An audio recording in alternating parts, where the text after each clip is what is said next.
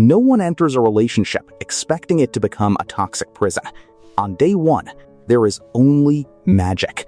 There are late-night conversations that stretch until dawn, endless laughter, and a deep, unshakable belief that you have finally found the one person who truly understands your soul. You look at toxic couples who scream at each other in public or sit in icy, resentful silence at restaurants and think, we will never become like them.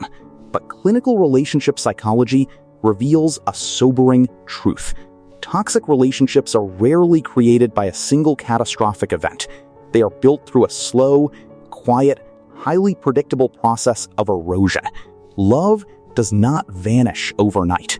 It is systematically eaten away, millimeter by millimeter, by unaddressed wounds, bad communication habits, and subconscious defense mechanisms.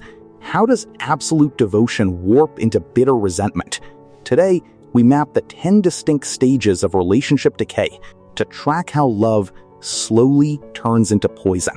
Stage 1. The filtering of grievances.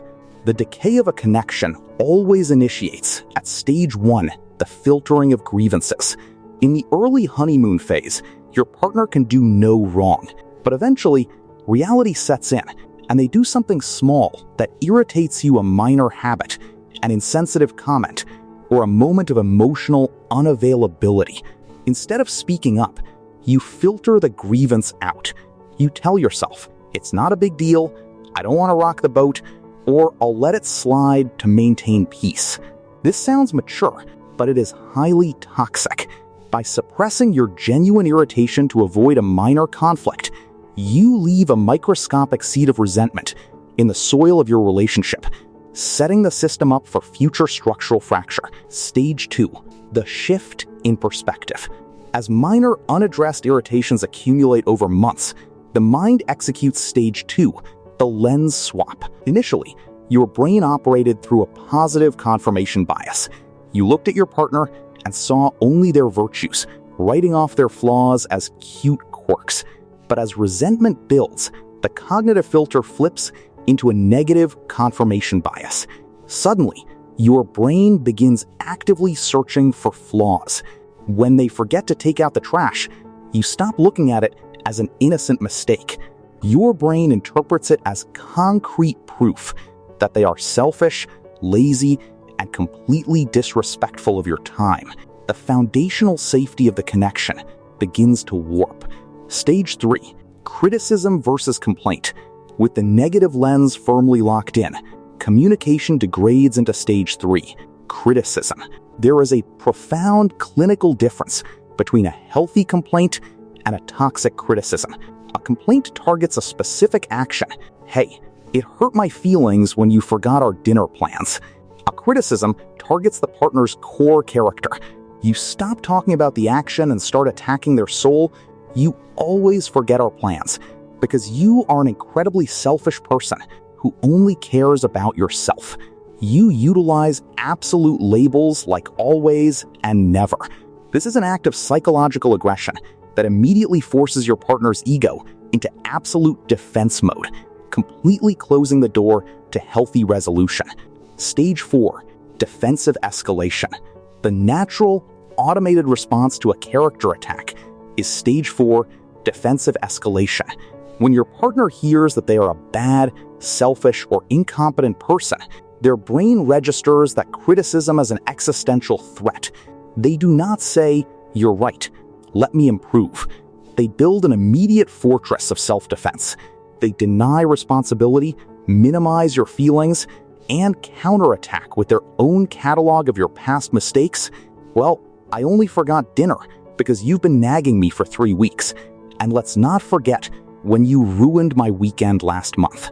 The original problem is completely forgotten, replaced by a toxic tennis match of mutual blame, where both partners are desperately trying to win the argument rather than save the love. Stage 5. The introduction of contempt. Stage 5 is the absolute toxic king of relationship decay, the introduction of contempt. According to extensive psychological research, contempt is the single greatest predictor of divorce and permanent breakup. Contempt is criticism weaponized with an active sense of moral superiority. You look down on your partner with disgust. It manifests as sarcastic mocking, eye-rolling, hostile teasing, or sneering. You aren't just angry at them. You are communicating that you believe they are completely beneath you as a human being. Contempt strikes at the absolute psychological throat of a relationship, destroying the core requirement of mutual respect and leaving a deep, burning toxicity in its wake. Stage 6. Stonewalling and the Ice Age. To survive the constant, agonizing emotional attacks of criticism and contempt, one partner will eventually withdraw completely, entering Stage 6, stonewalling. During a conversation or argument, the stonewaller simply checks out. They turn away, go completely silent, stare at the floor, or leave the room. This isn't a calm pause, it is an act of severe emotional desertion. Internally, the stonewaller's nervous system is completely overwhelmed and flooded with cortisol. But to the other partner, this cold wall feels like absolute abandonment. It triggers an intense wave of panic and rage, causing them to scream louder just to get a reaction, plunging the relationship into a frozen, dark ice age. Stage 7. The demand-withdraw cycle. With stonewalling established, the relationship becomes locked inside an exhausting loop known as the demand-withdraw cycle. One partner becomes the perpetual pursuer, constantly demanding communication, changes, and validation, often using aggressive criticism to get it. The other partner becomes the perpetual avoider, retreating further into silence, work, video games, or physical absence to escape the pressure. The harder the pursuer pushes, the further the avoider pulls away. This cycle operates as a highly destructive psychological vortex, systematically draining both partners of their remaining emotional energy and leaving them feeling profoundly lonely inside their own home. Stage 8. Emotional decoupling. Stage 8 is the quiet, tragic transition into emotional decoupling. At this juncture, the active, screaming fights begin to taper off, not because the relationship has healed, but because both partners have completely run out of energy to care. They enter a state of psychological detachment. They stop sharing their daily triumphs, their private worries, and their deep thoughts. They transition into living like emotionally isolated roommates who share a mortgage and a calendar. They manage logistics, who picks up the kids, what bills are paid, but the profound emotional intimacy that once defined their universe has been entirely extinguished. Stage 9. The rewriting of the origin story. Before a mind can fully justify walking away from a long-term commitment, it must execute Stage 9. The rewriting of the origin story. Human memory is highly malleable, deeply influenced by our current emotional state. When a relationship is dying, the brain goes back to the very beginning and airbrushes out all the joy. You look back at your wedding day or your early dates moments you once labeled as magical and reinterpret them through your current bitterness. You tell yourself, we were never actually compatible. I was pressured into this from day one. Or they were tricking me even back then.